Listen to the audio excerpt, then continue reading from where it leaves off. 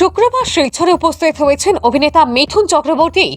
অখিল ভারতীয় বিদ্যার্থী পরিষদ, আসাম প্রদেশ এবং রাষ্ট্রীয় কলা মঞ্চের যৌথ উদ্যোগে শিলচরে আয়োজিত বরাক সাংস্কৃতিক মহোৎসবের শেষ দিনে মুখ্য অতিথি হিসেবে উপস্থিত ছিলেন তিনি। অনুষ্ঠান আয়োজিত হয়েছে রাজীব ভবনে। গত 30শে মার্চ থেকে বরাক উপত্যকার বিভিন্ন জায়গায় আয়োজিত নানা প্রতিযোগিতার গ্র্যান্ড ফাইনালে বিজয়ীদের পুরস্কৃত করেন অভিনেতা মিঠুন চক্রবর্তী। এর আগে শিলচরের এক অভিজাত হোটেলে সাংবাদিকদের মুখোমুখি হন তিনি। নানা প্রশ্নের উত্তর দেন। আগামীতে তার অভিনয় কোন কোন চলচ্চিত্র রিলিজ করছে সে নিয়েও কথা বলেন। মিঠুন অভিনীত Delhi files, mister and Mrs সহ কয়েকটি সিনেমা রিলিজ করছে। স্ট্রাগল স্যার, এই সুখদ দুঃখদ নেই। আমার কোনো জিনিসই আমি ওভারনাইট পাইনি। আমার প্রত্যেকটা দিন আমার স্ট্রাগলের দিন। সেই জন্য কোনোদিন আনন্দ করি না, খুলে আনন্দ করি না, ভয় পাই। যদি আনন্দ করে যদি আবার কাল কিছু খারাপ হয়ে যায়, সেই ভয়েতে আমি সমানভাবে জীবনটাকে চলিয়ে নিয়ে যাচ্ছি। সবাইকে ধন্যবাদ।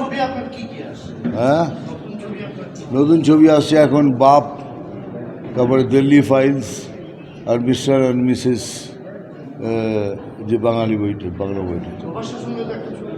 হ্যাঁ, একদম। এটা যদি কন্টিনিউ হয়, I appeal to home minister to have president rule in Bengal.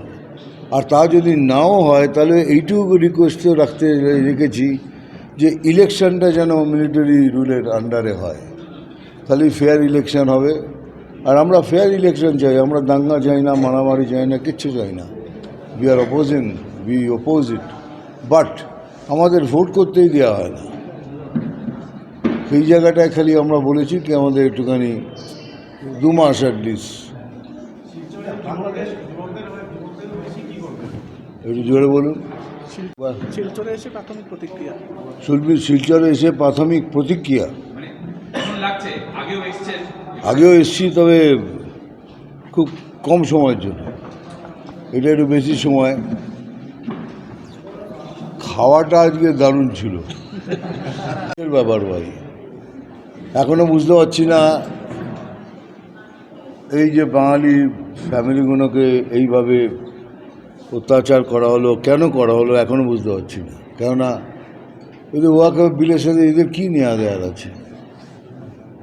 এখন তারা রাস্তায়, মানে ত্রাণ শিবিরে খিচুড়ি খাচ্ছে, যেটা খুবই দুঃখের। কেননা ওদের হয়তো ছোটো কুটি ছিল, কিন্তু তাদের জন্য ওটা মহল ছিল। কিন্তু আজ তারা সেখান থেকে নিয়ে ত্রাণ কুটিরে সবাই খিচুড়ি খাচ্ছে। Very very sad situation, very very bad. আমি দুটোতেই স্বচ্ছ। আপনি ঘিনুয়াতে স্বচ্ছন্দ না পেয়ার চুক্তা কিংবা ডিসকো ড্যান্সারের রিতমে স্বচ্ছন্দ? দুটো আলাদা রোল, দুটো আলাদা ব্যাপার, কিন্তু দুটোতেই আমি স্বচ্ছ ছিলাম বলেই আজ এখানে এসেছি। দুটো জাতীয় পুরস্কার পেয়েছেন 76 এবং 93-তে। 3টে জাতীয় পুরস্কার, আর একটা নিয়ে 4টে জাতীয় পুরস্কার হয়ে গেল।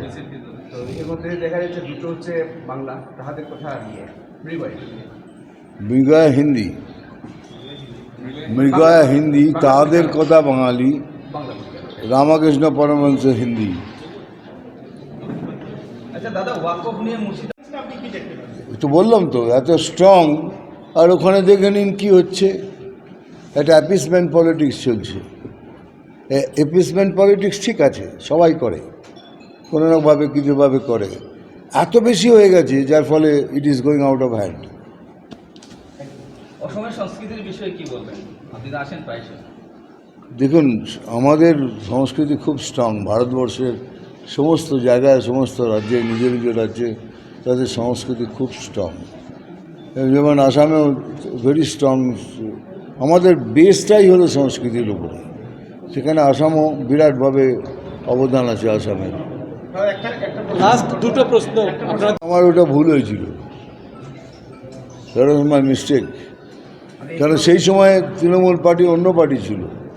সেই সময় মমতা ব্যানার্জি অন্য মমতা ব্যানার্জি ছিল, একটা ফাইটার, একটা লোকের ভালো করার একটা ইচ্ছা, গরিবদের পাশে গরিবদের ইচ্ছা, সেটা ছিল। আর আজকের মমতা ব্যানার্জি পাওয়ার হাংরি হয়ে গেছেন, যে কোনোভাবে পাওয়ার চাইব না। এটা আমি এটা একটাই হয় যে এত নাম করেছি কিছু দিয়ে দেবো, ফেরত দেবো, ভারতবাসীকে ফেরত দেবো, বাংলাকে ফেরত দেবো। এই এত নাম কিসের জন্য তাহলে?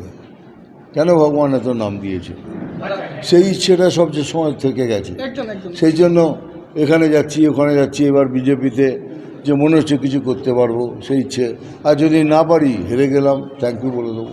মানে এরপর আরো কিছু করতে পারেন? আর কিছু না, মানে মানুষের জন্য কিছু করা। কি উনি সহযোগিতা পান না? অসমের মুখ্যমন্ত্রী বলেছেন কি ধরনের সহযোগিতা পান না জঙ্গি দমনে বাংলাদেশ থেকে যে অনুপ্রবেশে আসছে এটা বলে এটা করেন না। যেমন বলেন কে এর জন্য দায়ী বিএসএফ, উনি তো সবসময় বলেন এর জন্য দায়ী বিএসএফ। তো আমি বলছি যদি বিএসএফ ধরুন ফেল করলো, বিএসএফ হ্যাভ ফেল্ড, আমাদের একটা করে লাইন থাকে, মিলিটারি অবধি যাওয়ার আগে একটা করে লাইন থাকে, পুলিশ, সিআইএসএফ, বিএসএফ। তারপর যদি বিএসএফ ফেল করলো তো বিএসএফের পরের লাইনটা কি? পুলিশ। তা আপনার পুলিশ কি করছিল? আপনার পুলিশ তো দেখছে, তাহলে সেগুলো তো তখন কী করছেন? আপনি দোষ দিচ্ছেন বিএসএফকে, ধরে নিলাম কি বিএসএফ ফেল করেছে, কিন্তু আপনার পুলিশ তো রয়েছে, তো পুলিশ কেন অ্যাকশন নেয়নি? এই সমস্ত ব্যাপারে আপনি কি মনে করেন যে মমতাকে কোনো প্রবেশ বাংলাদেশ থেকে যে কেউ ঢুকে পড়ুক, এই সমস্ত বিষয়ে মমতা ব্যানার্জির অবস্থানটাকে আপনি মনে করেন যে যথাযথ হচ্ছে? সেটা আমাকে বলা উচিত। আপনারা তো সব জানেন, বুঝছেন। হ্যাঁ, মানে সেটা তো বুঝতেই পারছেন। আবার কি আমি আবার ঝেড়ে কেসে লাভ কি?